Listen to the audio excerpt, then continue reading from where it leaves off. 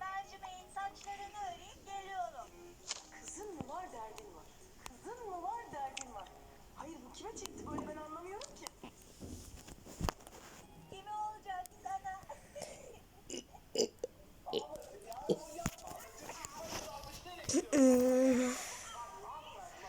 Kızım, neredesin kızım? Kızım! Ne oldu? Anneciğim bu yana öksürdüm. Gelsin hemen doktora götüreyim. Uyanmam sonra. Çocuklar uyanın. Suzan'ı bize DVD seyretmeye çağırıp en rahatsız koltuğa otur. Çocuk otur. Peki bunu nasıl yapacaksın halacık? Sen bütün malını, mülkünü Firuze'ye bağışlamadın. Şimdi geri mi alacaksın? Olur mu öyle şey? O hakikatli bir kız beni anlar. Hem ne var canım koca yanında tek başıma kazık takacak değilim ya. O kocası, çoluğu, çocuğu hep birlikte yaşarız. Hem ben sizi tutmuş olurum hem sevgili karıcığım huzuru kaç. Hadi kaçın. Hem sevap olur. Daha ben sağ Oğlum uyan. hayatı kurtulur. Ne oldu?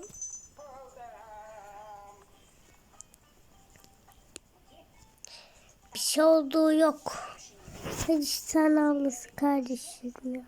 Sonra köşedeki emlakçıya git. Ay burada mı kaldın sen? Ay tatlım ağlama. Ben seninkilerden girmek zorundayım. Giyinemedim aşağıda ben. Kafama koydum şu iş bitsin. Kızım çok öksürüyorsun. Hadi gidelim. Tamam anne. Aman be ne yapacağım ben bunlarla? Suzan çatlak, halam ondan daha çatlak.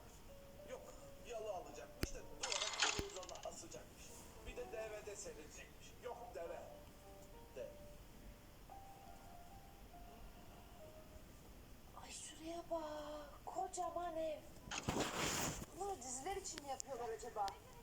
Yoksa gerçek hayatta da böyle evlerde yaşayanlar var mı?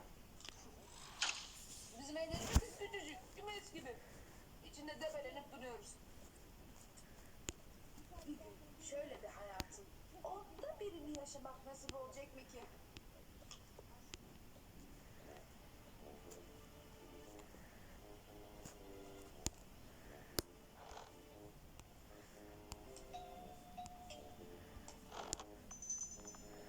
Bu da kim böyle?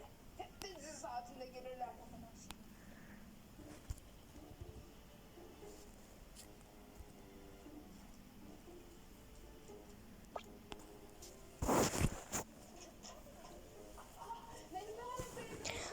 Ya çok trafik var yolda. Hadi şimdi.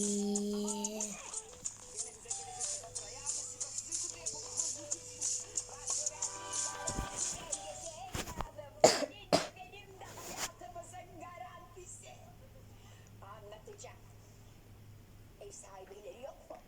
Yok, çocuklar okula gitti. Sadık Bey işe gitti. Ve dışarı çıktı. İyi oldu seni yalnız yakaladı. Geç otur şöyle. Seninle konuşacak çok mühim şeyler var. Çok mühim şeyler.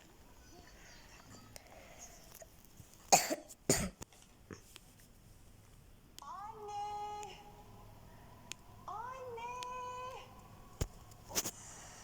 Anne! Ne oluyor burada? Görebiliyorum ne de kendisini görebiliyorum. Neredesin? Anne! Anne! Koşun çocuklar. Ne olmuş ne olmuş? Bakıyoruz. Ne oldu sabah sonra kuz. Ayırt edeceğim Taceddin. Bakın aynı böyle. Buradan baksam ayrı der. Arkana bakalım tatlı kız.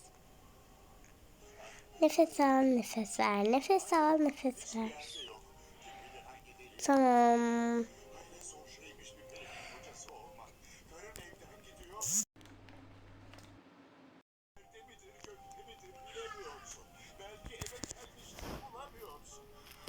Gel buraya.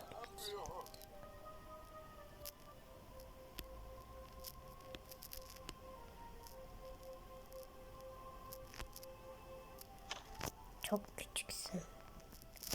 Sana bir tane sadece iğne yapmamız gerek kalmayın.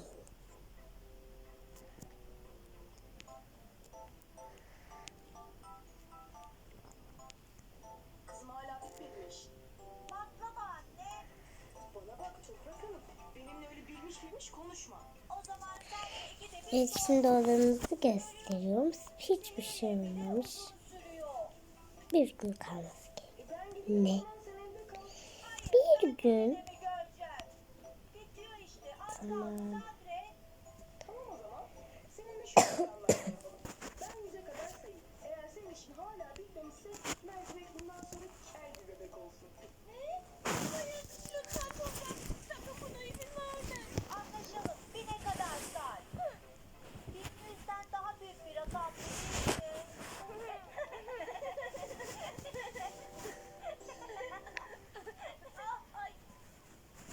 Evet çocuklar, şimdi öğrendiğimiz meyveleri tekrarlıyoruz. Burası odanız. Bilge, bu Tamam. hangi meyve? Muz. Peki, Buket bu hangi meyve? Elma öğretmenim. Çilek. Bu hangi meyve? Çilek öğretmenim. Pekala. Sen söyler misin Osman, bu hangi meyve? Ayva öğretmenim. Hadi. Pekala çocuklar, şimdi teneffüse çıkabilirsiniz. Uyuduk Derse ya. döndüğümüzde öteki meyveleri tekrar hatırlayacağız. Çilek geliyor musun? Bir gün geçer. Çikolata mı getirdin? Hayır. Akşam oldu artık. Annemlerin kontrolünde. İçinde Biz de sadece burada uyuyalım. elmayla mandalina var. İster 24 saat geçer. Artık gidelim pılımızı pırtımızı toplayarak.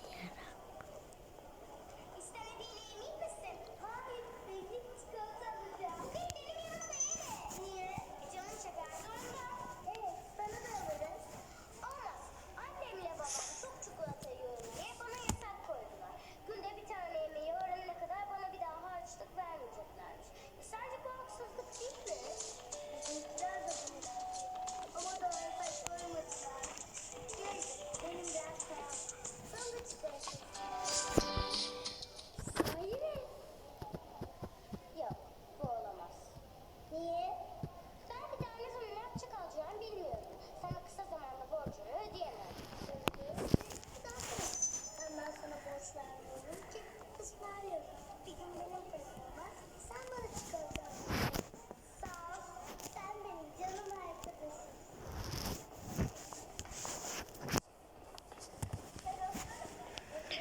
Ay uyuyalım, biz hiç uyuyamadık. Sınıfındasın. Babamlar ona yasak koydular ya. Günde görüp çikolata canı çekmesin diye kendini sınıfa hapsetmişti. Çocuğa yapılabilecek en kötü şey bence. Tamam, biz de çikolatayı çok seviyoruz. Ama çilek aşırı iyi. Nerede nasıl olacak? Ne kadar... Bayramında annemlerin aldığı 2 kilo çikolatayı bir gecede tek başına bitirmişti.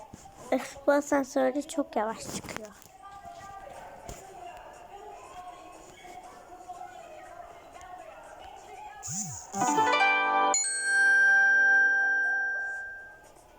Çilek gel buraya, kaçma. Ya çileği değil, yine baksana. Çilek kaçma,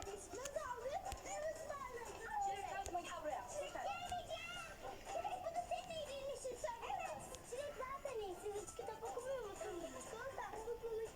Sen karışma ufakla. Evet, ver şuraya. Ver şunu.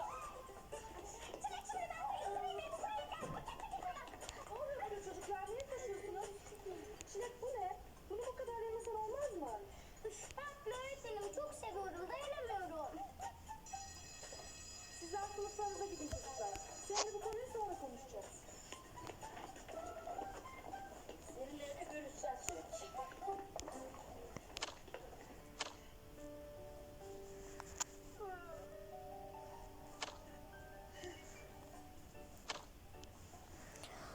Oh, İstemem.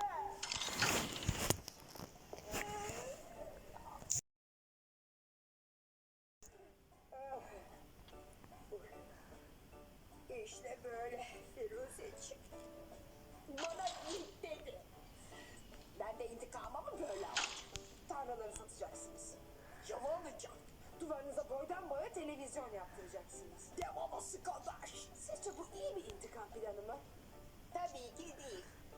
Ama Suzan anca bu dilden anlar. Ne bileyim Mehriban Hanım teyze. Siz de Suzan Hanım da çok iyi insanlarsınız. Kendinizi biraz zorlasanız... Reaksiyon geçirip gidersiniz. Ama ne olur. alıp veremediğiniz var ben bir türlü anlamadım. Görüşürüz. Öbür videoma gelmeyi unutmayın.